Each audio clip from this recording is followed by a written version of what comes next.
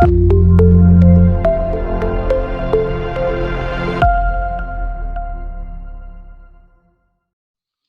hey guys, hope you're doing good today. I've got my friend Marc Mawhinney with us. Marc is the coach for coaches. He's got over 600 episodes now in his podcast. This is pretty cool. He's got over 50,000 Twitter followers. He's got a Facebook group called the Coaching Jungle that now has over 16,000 active coaches in it. Marc, welcome to View from the Top. Thanks for having me, Big A. Yeah. Hey, tell us a little bit more about yourself and let our audience know exactly who Marc is. Well, first off, I'm Canadian, so when I said Big A, it's not EA that I was saying A. You know. I said nobody can mess up Big A, but you almost did. So yeah, anyway. Exactly. Yeah. No, I mean, like you said, my whole thing's helping coaches get more clients without paid ads, so it's organically. My background's actually in real estate. I spent about a decade in real estate throughout my 20s, and then went through really messy, ugly business closure. Not that there's ever any good business closures, but I was helped back to my feet by several coaches and mentors, and that's why I got into coaching. I said, hey, this would be great to do this as a business. And that was back in 2014. So we're closing in on 6 years now and having a lot of fun. You know, you and I started at the same time, actually. I started in March of 2014. Yeah, that was the same month I did too. So wow, if we look back at the days, we may literally started on the same day, but that's when we launched View from the Top. After I have a twin brother, Matt, but maybe we're triplets. You're the long lost. Could be. Mawhinney in southern U.S. You've got more hair than I do, so I don't know if we're triplets. And you got a really good looking beard too. I've watched some videos and the progression of your beard, and as you get older, your beard looks better. So, yeah, the older I get, it's funny because when I was in real estate, I started at 21 and I looked about 15 or 16. Right. And that business closure solved that problem because it ended up giving me some gray hairs. But now for years, I was always trying to look older. Now I'm like, I'm just going to embrace it. You know, we'll grow. There you go. Well, I joked around with you. So I'm going to go make a log cabin and catch fish with my bare hands after our interview.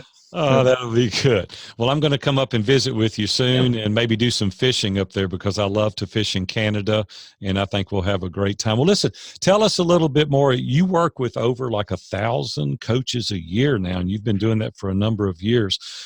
Tell us what that looks like. Like, how do you organically help coaches get more clients without paid ads? Yeah, well, I mean, the thousands number would be since 2014. I'd like to work with 1,000 coaches a year, but I don't know if there's enough hours in the day. Well, I made you better than you really are. Yeah, there we go. Yeah. I made 7 figures last week, all because of your programs. There you go. Yeah. Yeah, I mean, with my business, what had happened was because of the business closure with real estate, at the time, I thought it was a bad thing. I thought, I wish I had access to the capital that I had back in my real estate days, right? Because with real estate, I really built it up and I was able to throw gobs of money at with ads. And this was a Stone Ages, postcards, radio ads, everything else. So when I started with real estate, I didn't have that chest of capital anymore. And I thought, oh, this sucks. This is going to put me behind the 8 ball. But it was actually, there was a silver lining in that cloud because I didn't have the access to capital. It forced me to roll up my sleeves and actually do the work organically to put my message out there. And at the end of the day, it ended up helping me find my message a lot sooner. So the issue I find with a lot of coaches, especially ones who, let's say they leave corporate America and they've got a few dollars, they come into the coaching world and they try to shortcut the process by spending tens of thousands of dollars on ninja funnels and copywriters and everything else, but it doesn't give them the opportunity to work their message out. So that was one thing I'm grateful for. It actually ended up being a positive. Yeah. You know, actually, you do a blog, I believe, every day. Is that a daily email, which goes over to my blog, and there's reasons for that with SEO and stuff. But I've been doing daily emails. The first 2 years in coaching, I didn't do daily emails. I did it like everyone else, and I got nothing from email. And I thought, I'm going to just cancel my Aweber account and focus on what's working. And then I had Ben Settle on my podcast. Some of your people may know Ben, and this was back in spring of 2016. And he's a big fan of daily emails. he convinced me to try daily emails, and I haven't missed a day since. So, but I have to give you credit. Every Sunday night, I get an email in my inbox from you, from to your list, just like clockwork. I know, hey, it's Sunday. There's a email from Big A. Well, I appreciate that. Dan Miller and I have been together for about 20 years, and Dan really emphasized to me when he was mentoring me the importance of consistency, and you are the king of consistency. And as a matter of fact, you do Alexa briefs also, maybe a minute a day on the Alexa briefs, and you do these daily emails. How much attention do you pay to SEO value? Are you really educated in that, or you just let it fall wherever it falls, or you intentionally try to rank for different words? Well, it's funny you mentioned the Alexa flash briefing, because I believe you started yours just before I started mine, because when Jeff Smith, the Alexa guy, was helping me set it up, he mentioned your name. I was like, okay, well, gee, Big A is doing it. I know it's going to have to work. When it comes to SEO, I know enough to make it sound like I know what I'm talking about, but I don't want to know all the ins and outs. Of course, with Google changing things all the time and stuff, some people that were really rolling with things before, Google makes a change and then bang, their whole business is wiped out. I'm all about just consistency and picking a few key pillars to focus on instead of trying to do 100 different things but not doing them very well. If you focus on a few things that you enjoy and do it every day, I think that's a better way to do it. So my big three are podcasting. That's with my show, and then going on to shows like this. The other one is Facebook, but especially the Facebook group, the Coaching Jungle. And then the third pillar for my business would be the daily emails. So if I'm doing those three things consistently, I know that I'm good. I'll still get business from other places, but a lot of it comes from that. Yeah. Tell us a normal process when you're working with coaches and when you're interacting. Is this in group coaching, individual coaching? How do you interact with the coaches? Well, like a lot of coaches, when I started, it was heavily focused on one-on-one, and then I introduced group coaching. And in the last year, that group coaching shifted to more of a hybrid model, where my main program is called 10 Clients in 90 Days. It's shifted to a digital delivery, with the videos, resource, everything else, and then a live call once a week as well that anyone could join. But I still do some one-on-one coaching. I never want to totally stop that because it keeps your finger on the pulse, and I really enjoy it. One thing I've started doing this year, just in the last 4 or 5 months, I really enjoy is laser coaching, short little 15-minute sessions with clients, which is different. It's pretty unique, but it's a lot of fun. So I have a lot of laser clients. Like at the moment, I think I have 12 laser clients there for the short little 15-minute sessions. Now, do you have to sign up for that for a period of time, or is that just as you need it, or what is that program? Yeah, no, I sell it as a yearly package, so I wouldn't want it where people could come in and out. Sure. A lot of people think I'm nuts by saying when I offer this, because I thought it was nuts when Rob Goyette was the one who taught it to me, and I thought there's no way I'm going to offer that because it's unlimited laser coaching. I thought, oh God, am I going to be on these 300 and some calls a year with someone? But there's protections in place and things that will help the client as well. Basically, if you were a laser client of mine, you would be assigned homework at the end of every call, and just like school, right? And your dog can't eat it, so you got you got to produce, right? Yeah, so you can't book your next call until that homework is completed, which is a protection in place, but also keeps the ball moving forward for the client as well. So my clients have been excellent. The laser ones haven't abused it. I mean, there's the most frequent ones would use it 2 to 3 times a month for quick calls, but where they're not 1 or 2 hour coaching sessions, I actually leave with more energy. Like those 2-hour ones can kind of sometimes run you down and stuff if you're doing a lot of them. 15-minute call, you don't screw around, you're getting right down to business, and they're fun. I like that. And our attention span as time goes on is less and less. I heard the other day that a goldfish's attention span's 9 seconds and humans are 8. So I heard that. Yeah. And I think the gap's getting widen with the darn social media. I agree. I'm with you. Talk to us a little bit more about the 10 Clients in 90 Day program. Yeah. So that program was started because what I realized dealing with a lot of coaches is coaches have they're not looking at things the way they should. They think, oh, I have to be so general because I have to appeal to all 7 billion people in the world. And what I want to remind them is, no, you can have a very successful coaching business with, I say, just 10 clients, as long as you're charging what you should be charging. And what I found is it's those first clients that coaches have the most trouble with. Once they get those, they're usually rolling. So with 10 clients in 90 days, that's a whole goal. I'm not saying, hey, let's go get 1 million clients here. It's let's get 10 clients in the next 3 months, and then you're off to the races with it. But interestingly, what's happened is a lot of the coaches going through it aren't brand new coaches. They may have been in it 3 years, 5 years, and they want a fresh start, and they want to fix their foundation, like a house, their foundation's kind of crumbling a little. And so it's a broad range of coaches that have been in there, but that's the whole goal of it is, hey, let's get you 10 clients the next 90 days without having to pay for ads. Or the other thing that it protects against, it, which I can't stand, I'm sure you've had 1 or 2 of these messages in the last while, is spammy messages where people are hounding you. Like LinkedIn seems to be really bad for it. I mean, Facebook too. And I don't want to chase people and hound them and twist their arm. And most of the coaches I deal with don't want that either. So this is a way to get people coming to you rather than vice versa. That's good. That's good. The coaching, individual coaching and the group coaching you have, how many do you have in your group coaching for the coaches? Well, when I was doing group coaching, I capped it at 6 coaches per group, and we did 12 weekly calls. But like I mentioned, where we've changed the format of it, it's no longer one group of 5 or 6 coaches. Right. Anyone can join and can go on those calls. So you could be in week 2, you could be in week 9, you could be week 4. And the interesting thing is people actually learn from others who are further ahead of them there. So that was done partially to protect my time too, of course, because the way it was before, if I said, okay, Big A, I got a group starting in 3 weeks time, do you want to join it? And you're like, oh gee, I'm traveling, that's not a good time to join. Then you couldn't take part in it. And then you lose that, I lose you.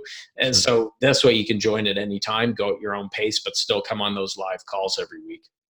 Mark, what is 1 or 2 of the major obstacles that coaches are facing today? What are some of the things that they're doing?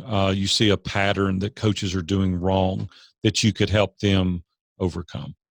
Perfectionism would be one of them, definitely. I don't have any hard stats, but I ask my clients when I start working with them, are you a perfectionist? And I would say it's at least 2/3, but probably closer to 3/4 say, yeah, I am.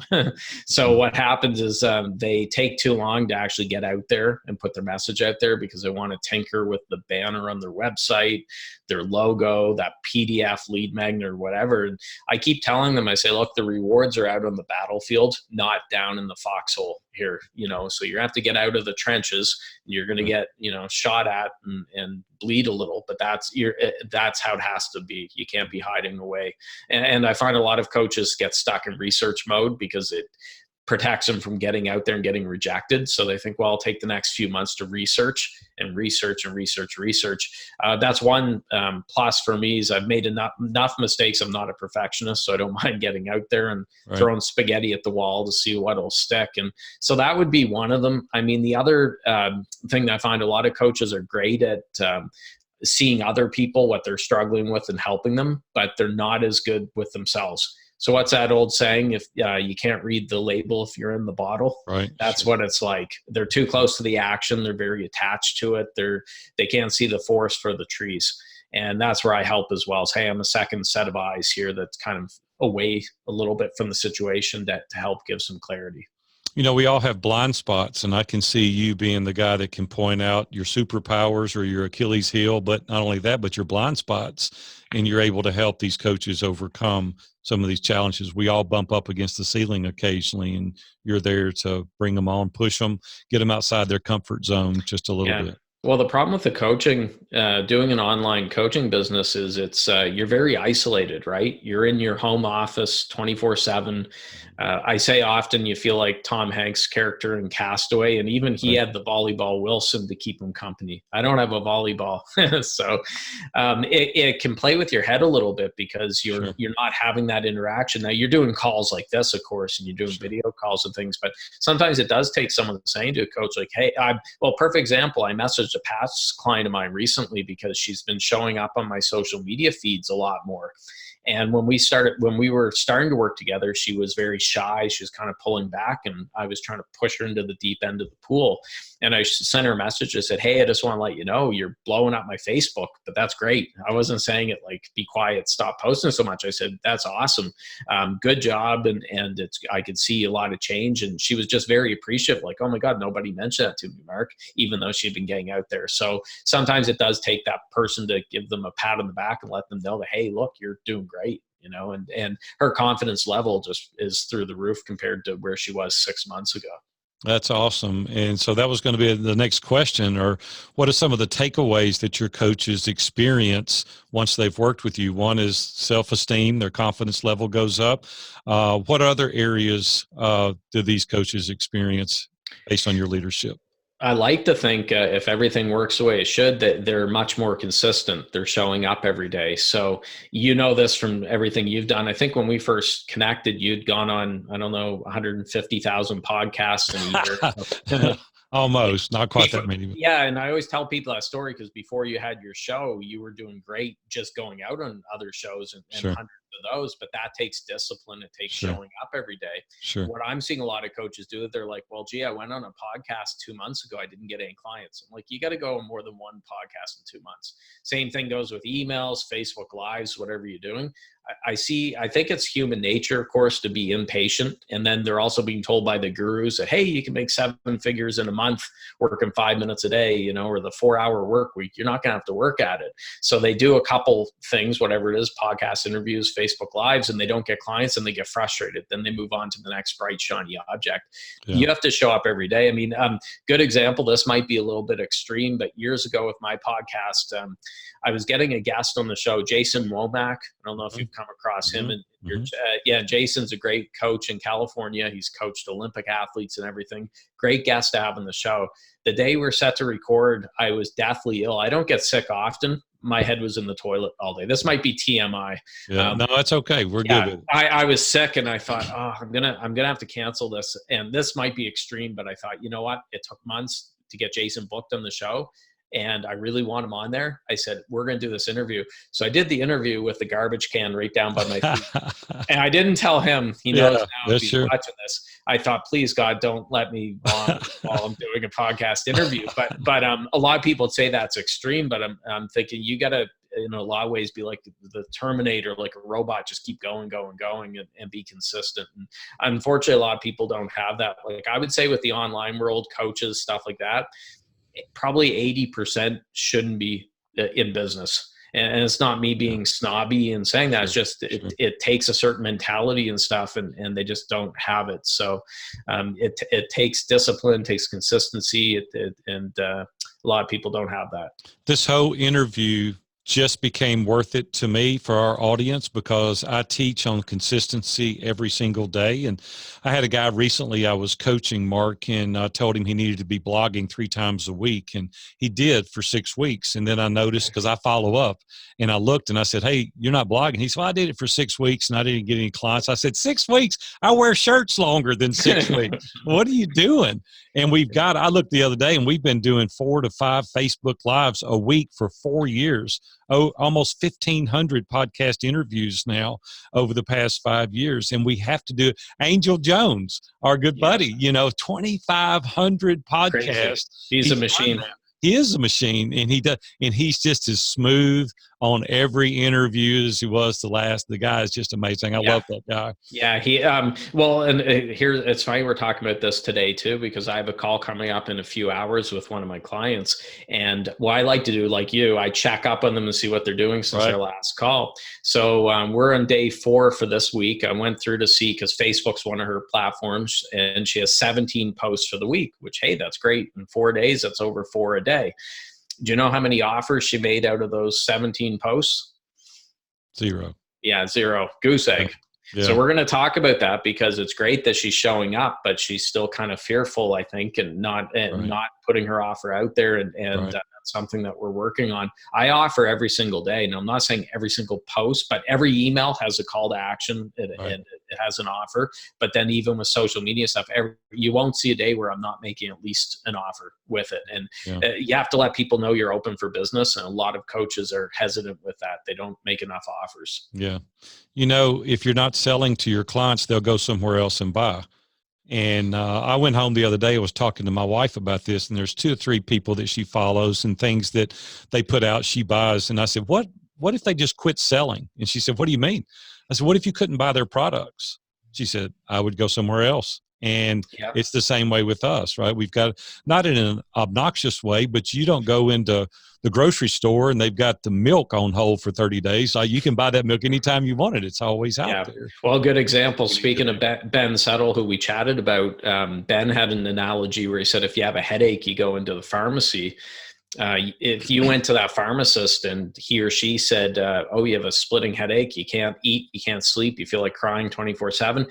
I'm not going to give you any medication. Here's a brochure on the history of headaches. And it talks about, over the years and which celebrities suffered from migraines, stuff like that. Go take that home and read it, and good luck. You'd be a little bit annoyed, right? I would want that medication. I want that relief. And a lot of people aren't open for business. It's kind of like they have the shiny new store. They've got the sign out front, the website, and the floors are sparkling and they're all excited. But then you go walk down the aisles and there's no products on the shelves. It's all empty. Right. Can't sell out of an empty basket. So you got to have product in there. Mark, tell us how our audience can reach you if they're a coach and they have interest in your program. What is the best way to contact you? And we'll let you get out of here for today. Yeah, sure. So the main site's naturalborncoaches.com. And then the Facebook group, which you mentioned, the Coaching Jungle, that's at thecoachingjungle.com. Mark, it was a pleasure to have you today, buddy. Thanks for being with us. Thank you for having me.